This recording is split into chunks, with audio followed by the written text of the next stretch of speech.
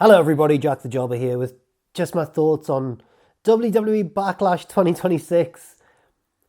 I think it's only right that we don't start off talking about any of the matches, but we start off, and I will, don't worry about that, but I think we should start off talking about John Cena's weird announcement. That seems to be making the biggest splash on social media right now, and with good reason, because it's unlike anything that I can ever think of hearing in the past in wrestling. So for those of you who missed it, the stories building up to this show, the rumours online, were that Cena's announcement was going to be something related to this new Club WWE thing, this new exclusive kind of fan club that they're trying to get people to sign up for, where you get various different perks. Now, this hasn't yet explicitly been linked to Club WWE, but it almost certainly will. But instead, in fairly vague terms, but there was enough information in there to kind of give a picture of what this is going to be, Cena announced a new show, a new event, which he said isn't just going to be a one-off. He wants it to happen several times in the future. The John Cena Classic, which is going to feature stars from WWE and NXT. He said the best of the present or the best of the present and the best of the future. It wasn't really specified whether it would be WWE versus NXT or like a tournament setup or anything. Felt more like a series of exhibition matches, but we'll have to wait and see. And then John pointed out that the fans get to vote on the holder of a new title or a new prize for, competing in the John Cena Classic. And the winner is voted on by the fans. But Jack, you might ask, what about the results of the wrestling matches? Yeah, they don't matter. So John said, you do not need to win your match to win the fans' vote. Maybe your hustle has earned their respect. And even a loser can win the John Cena Classic. And again, that's not me making assumptions. Cena literally specified that. What? Now, for obvious reasons, this has already been kind of ridiculed online. What's the point? What's the point? And it doesn't seem like an idea that's been fully thought through or fully fleshed out. And I think that's possibly what's happened here. I'll explain what I mean. This very much, and people are already joining the dots as well. This isn't just me coming up with this idea. Like, people have already said this online. This feels like you're only going to be able to vote if you sign up to Club WWE. So then, to me, immediately, that seems very much like the idea came first. We need to get people to sign up to this thing. What are the perks going to be? And then the wrestling part very much came second. It wasn't the way things should traditionally be done, which is, how can we craft something in wrestling that's going to make a good impression and therefore make us money? This is the money part first. And we need to find a way to fit that into our wrestling show. Like, you can imagine them sat around going, right, we need people to sign up to our new exclusive subscription thing. What kind of perks can we offer? What are fans like? Well, fans often complain about who does and doesn't hold a title.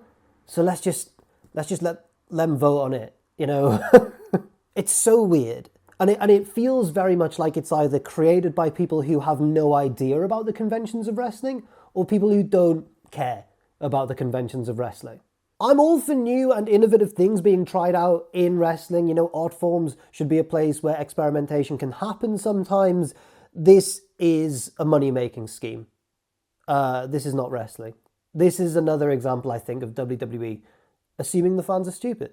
And it goes back to the idea that WWE is money first, wrestling second. And I've said it before on this channel that that's nothing new. I'm not an idiot. I know that this is a business first and foremost. They want to make money. But again, I don't think it's ever been quite so obvious. They're not even trying to disguise that anymore. And I think that general attitude, money first, wrestling second, is felt all throughout the show. Obviously from the ad breaks and the sponsorships, which are now quite incessant, and obviously something which a lot of casual or returning fans really became aware of from watching this year's WrestleMania. Many of us had already kind of seen it if we were regularly tuning in. But also on this show itself, in terms of the booking, I think that attitude was quite pervasive. But Danhausen's selling a lot of merch. Right, let's give him a match on this very limited 5-match card that so many members of our roster who need the attention, need the exposure, are missing out on. And not just that, let's give him a longer match than like either of our women's world title matches got at WrestleMania. And look, a Danhausen match isn't a crime in itself, but when we get to that part of the review, where we talk about his match, we'll see that it's very much the money-making or merch-shifting part first, and then the how do we make this good and how do we make it make sense part second, a distant second. Anyway, let's run through the matches now. I've done the Cena announcement, I've got that off my chest. Now let's run through the matches in consecutive order. First and foremost, Seth Rollins versus Bron Breakker. It had the right result, and I think that's what matters most here. I think the match was decent as well. There were one or two kind of hairy moments. Seth tried to do the thing he sometimes does. Ospreay does it as well. You know, the reversing a clothesline or a lariat by contorting your body around backwards and flipping over and ending up in like a pedigree position. Rollins tried to do that, stumbled out of it. It looked really ugly. Later on, they also did another Ospreay trope with Seth trying to counter a Frankensteiner by like front flipping out of it and landing on his feet like Ospreay does. And it's this big cinematic moment. It's like from anime. Wow, how's he? Oh my God. But he nearly didn't land it. It looked a bit ragged. The irony has not been lost on social media of Rollins almost sort of slipping up on not one but two typical Will Ospreay spots. Aside from that, I thought the match was fine, but I'm not sure of the value of having Bron Breakker wrestle the typical modern WWE style match. He's so exciting to watch and so unique that I think forcing him into this formula really makes him feel restricted. He should be more like Brock Lesnar. Let his matches feel different from anything else on the card. There was also a weird bit of commentary as well, which made me think, yeah, they're really not letting Bron be a Lesnar or a Goldberg type character, are they? Where Michael Cole kept hammering home this point that a longer match favours Bron. Oh, the longer this match goes, the more Seth is in trouble. But if you've ever watched Bron and or Seth wrestle, that's the opposite way. He's talking about the opposite of what is true. That's the other one's style. And then Cole decides to reiterate this point right as Seth is making his comeback quite deep into the match, which is exactly the wrong time to be doing that. Anyway, the middle had those kind of untidy moments. There was good stuff at the start and the end. There was a very explosive start with Seth leapfrogging over the spear. That was cool. Rollins fending off the interference from the Vision, from Logan Paul and Austin Theory on the outside, but then walking right into a spear towards the end of the match, this is, for a near fall. Then we're into the closing stretch. Another spear countered by Rollins into that jumping pedigree thing he sometimes used to do to Roman. But then Braun counters this avalanche stomp attempt with a mid-air spear, and then a second spear, well, a third one in totality, ends the match. And Braun thankfully wins, which I got wrong on my predictions.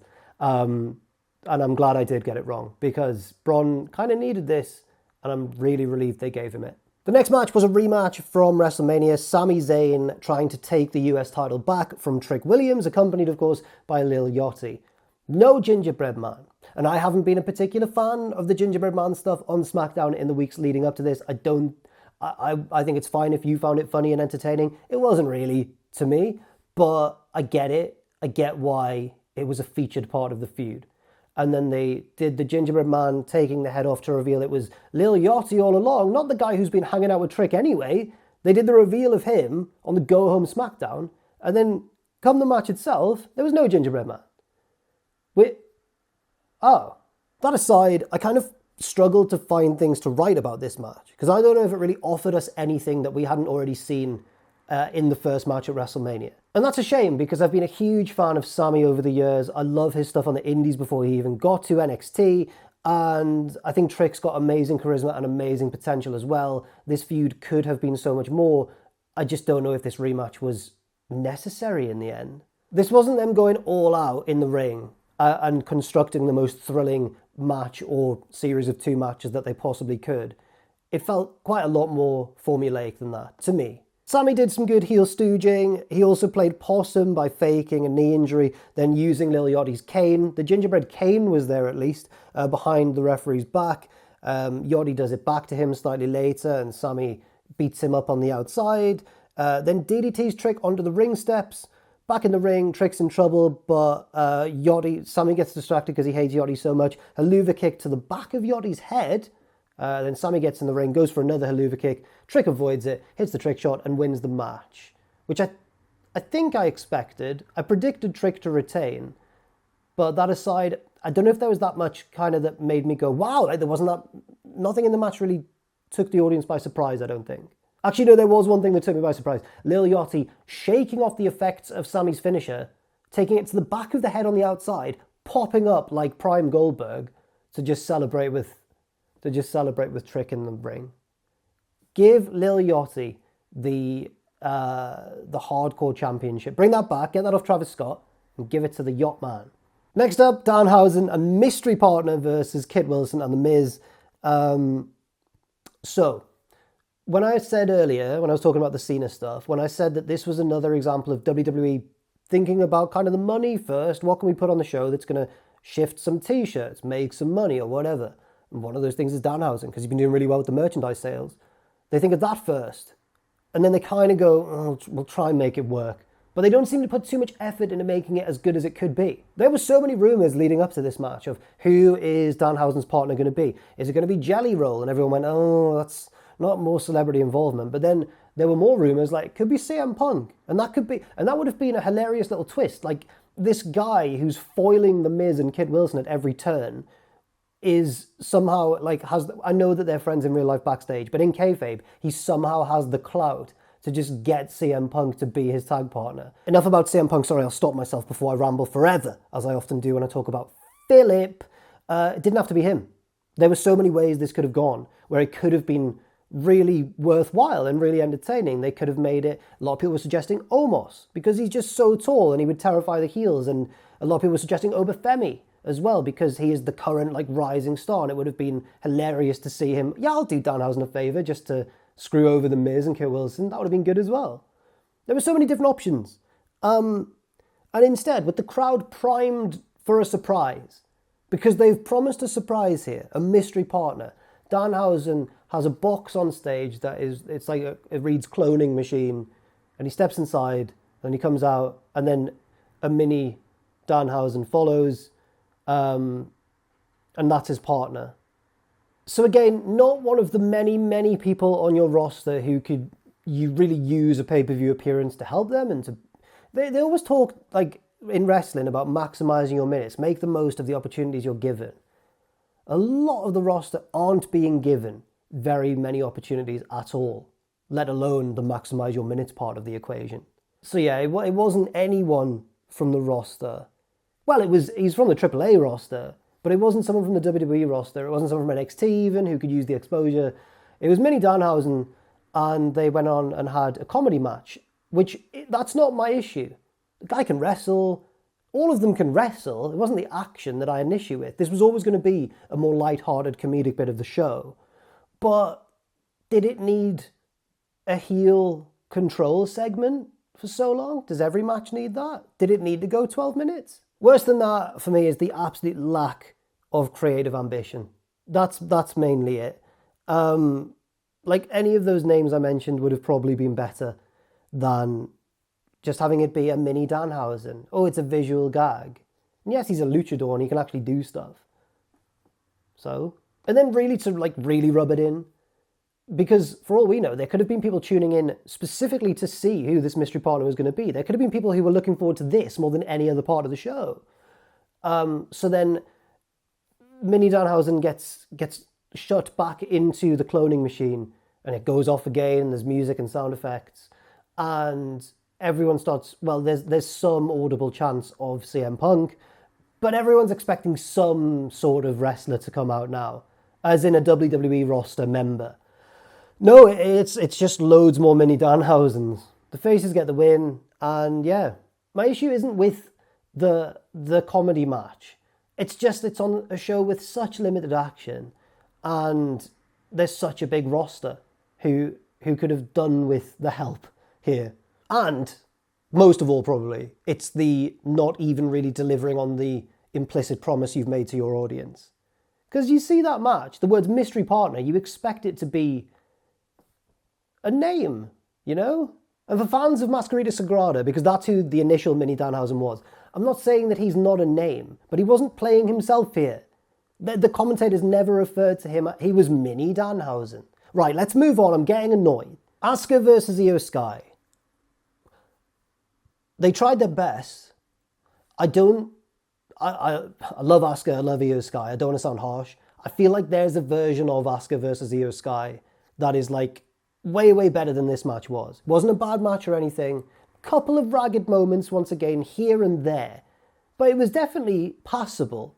But it's Asuka and Iyo Sky, so of course, the hype's there. You're going to expect more than just a quite good match from these two. And I don't even know if it's their fault, or even the road agent's fault who put the match together. I think it's maybe more, it's almost as if like something quite crucial was taken out of this feud halfway through and robbed it of all momentum. Funny that. Yeah, there were quite a lot of "we want Kyrie" chants here. They did work quite hard, in fairness, to like try and make the crowd concentrate on the action itself. I don't know if it was successful all of the time, but they certainly gave it their best go. The main part of this match came when the pair were on the announce table. Asuka goes to use the mist again, as she did on Raw, but this time Io's ready for it, grabs Wade Barrett's notebook, holds it up and blocks the mist. That's a cool little spot, quite unique. I don't mind that at all. It came curiously far from the finish though, like this was not part of the closing sequence. Back in the ring, Iyo survives the Asuka lock after almost passing out, but not quite, and fights bravely back and ultimately gets the win. And I think Iyo should have gotten the win, absolutely. What happened after this is weird and worrying. My favourite combination. So was this an Asuka retirement? Or at least a farewell from WWE? Because without any sort of context in the build-up to this, without any hints that this was going to happen, Asuka is emotional after the bell, hugs Iyo. Michael Cole's going on about like, these two ladies can be very proud of what they've put on tonight, great match, but nothing is explicitly made clear. So we'll have to wait and find out, but if that is the way that Asuka leaves, or even maybe retires, that's a disgracefully low-key farewell for a wrestler who has put in so much effort and consistency for WWE for many years now. Asuka deserves like an actual announced retirement match or farewell match with like higher stakes, maybe a title match, whatever. She deserves something bigger than this. Not that Iyo Sky's not a worthy opponent, but the build did not imply that this was going to happen at all. But then just look at the way that Kofi and Woods went out recently, like off camera totally. Clearly WWE now are less interested than ever in rewarding loyalty and longevity. Right, on to the main event. Roman versus Jacob, for the World Heavyweight Championship, of course. This was clearly the best match of the night. Once again, kind of similar to Mania, the final match at least delivers. Not in as big a way as Roman versus Punk did, but I definitely think this achieved the job it set out to do. The story of this match, and it was cool seeing the difference, I think. I think both men performed really well here. Jacob was maybe my performer of the night. But Roman turned in a great performance as well, and I liked the difference between his performance against Punk and his role in this match here. Against Punk, he was the dominant one, he was the favourite, he was stronger, he was faster, he was younger. But here, the tables have kind of turned, and he's quite desperate. A lot more desperate than Roman usually is in these sort of matches. And there are moments in a lot of big Roman title defenses over the years where he suddenly gets desperate when the face, or his opponent at least, is making their comeback. But here, there was a sense that he was desperate and kind of only barely clinging on all the way through. Jacob went for several Tongan death grip attempts, no-selling a Superman punch quite early on as well, applying the Tongan death grip on the outside before powerbombing Roman through a table, and then back inside, Jacob goes to finish Roman off, and Roman spears him as a desperate sort of counter once again. I really liked certain sequences in this one.